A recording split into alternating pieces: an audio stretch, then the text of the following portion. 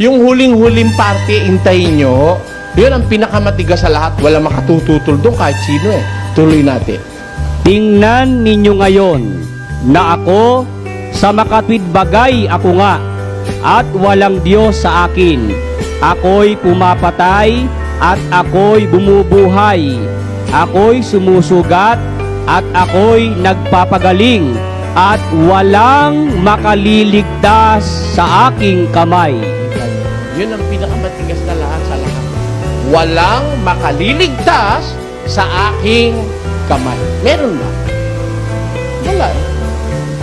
Doktor, presidente, maestrado, senador, vice-presidente, hukom, huwes, justice, pagka gusto ng Diyos papangyarihin sa'yo yung kanyang kapangyarihan, matanda, bata,